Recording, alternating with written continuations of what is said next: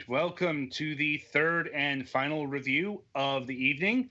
Up this time is we're still having a debate of what to call this, but I'm going with Heroes of Shaola, since apparently that is a real word, though it's Chinese and it means Cantonese barbecue. I don't think that's what the developers were going for here, Mm. but it's a good guess as any. Your two helper characters are Shao Da and Shao Na are the two whatevers, so I guess it's probably something related to that. Plus, I wouldn't be like, I think this game might be from China. Might be. It's like it's hard to say. Like, given the company that gave us this is called Smiling Dragon RPG Studios, which sounds like a far Asian development studio in English.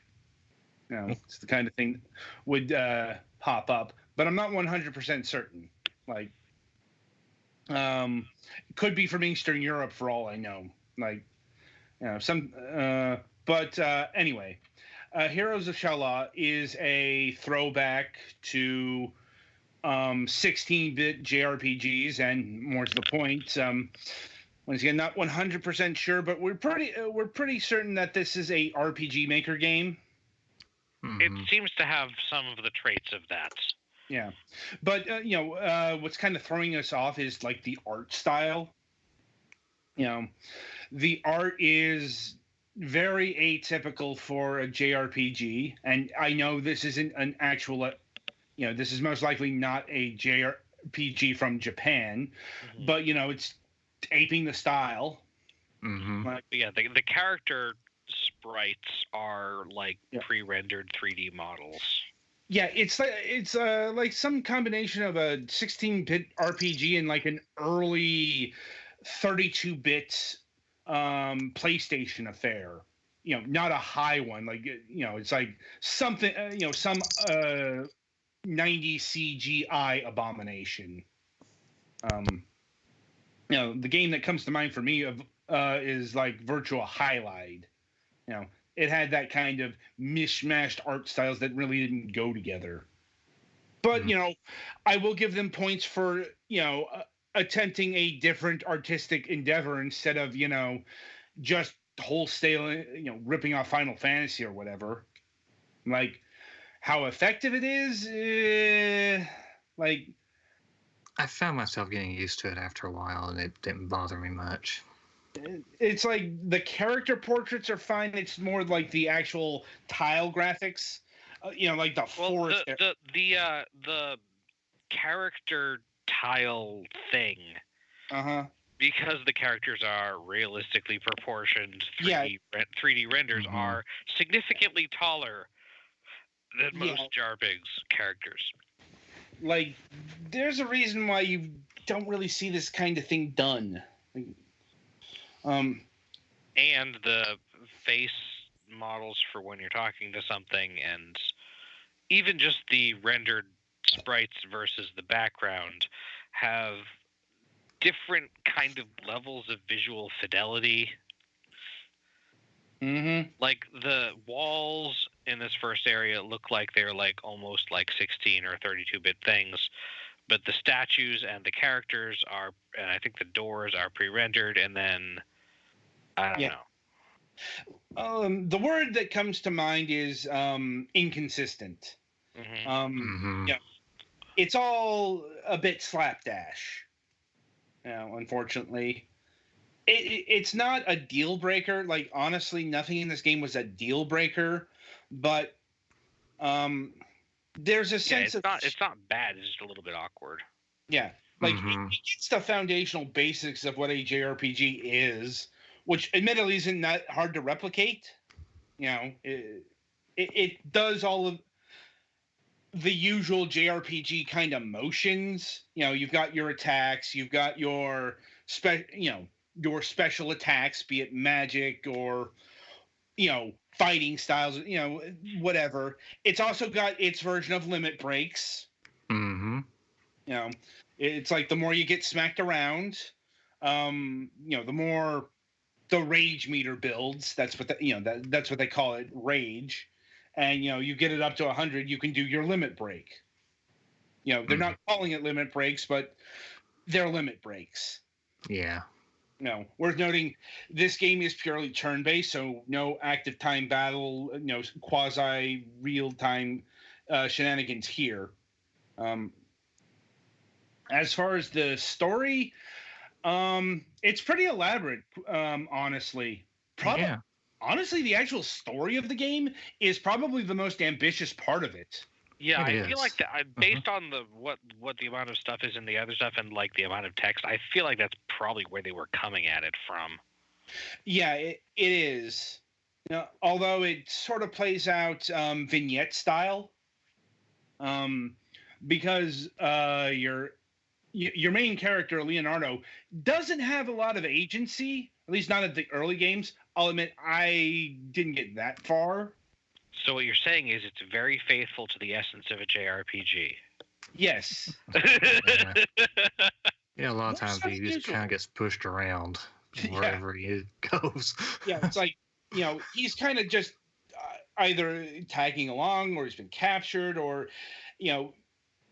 the character with agency is like the other character, not him. Mm-hmm. Most of the time. And like I said, there's a whole elaborate backstory and a lot of political factions. Mm-hmm.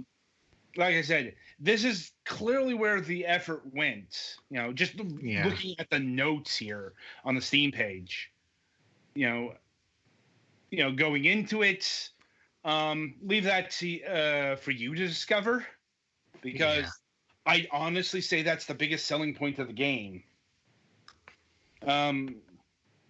Because everything else is very rote or inconsistent or, as Twilight pointed out, royalty free, the music.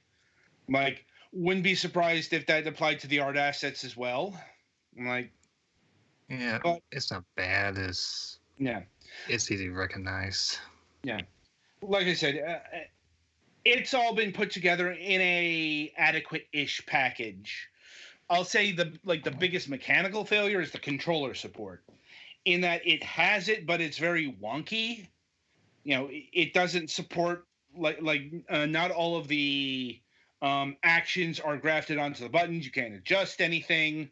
For example, jumping is in this game, to a point.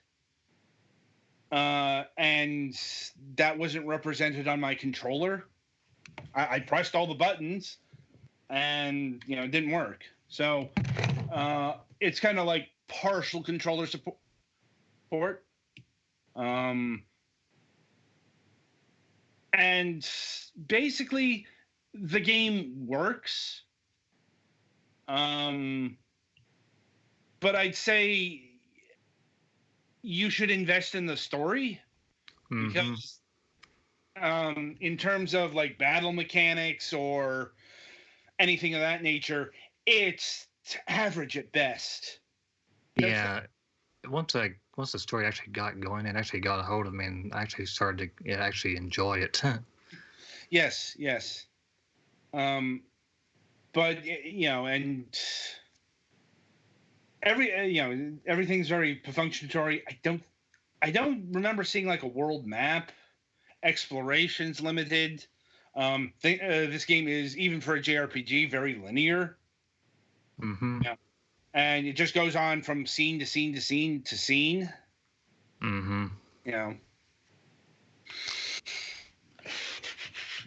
And truth be told, there's not a whole lot that's interesting about this game. Just kind of that kind of seemed to be the theme this week. Retro games that are pale imitations of their predecessors. Not necessarily bad, but not necessarily good either. A pile of average. This game is a really weird retro, seeing it's like halfway between PlayStation 1 and Super Nintendo, with maybe a little bit of PlayStation 2, except for that the graphics are pre-rendered and they can be higher higher whatchamacallem than they look like they are. Resolution. Higher, or rather, the fact that they have a high resolution can be because they're like Donkey Kong's Country couldn't actually have 3D models, but it did it did graphics made from them. So this does a little bit better job of it, I think, than that did. But Mm-hmm. Anyway, and finally, price. This game clocks in at a curious price of $4.79. Yeah, I can see an investiture at that price. Yeah. Like I said, at the very least, it'll provide you with content. Mm-hmm. Not necessarily the most fresh or interesting in most aspects, but still, it's got a lot more meat than the other games we've reviewed this week. So, but it's like ultimately at the end of the day, I'd recommend like getting an actual Final Fantasy game over this. A bit more expensive, but even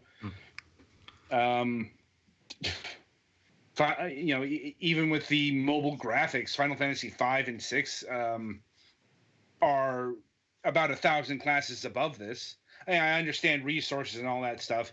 It's just, I can't ignore the fact that this game is a bit on the, ropey side. Mm-hmm. So call it 4.5 out of 10. Slightly below average. All right. Anything else to say about Heroes of Shaola? nothing particular. If you're fine with RPG Maker games, this be okay. It's not a bad game. It's, as we already pointed out, there's a lot of inconsistencies and whatnot. Yeah. It's got a good story though.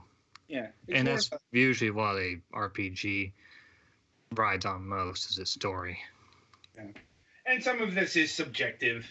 Yeah. Like the art style might appeal to others. Mm-hmm.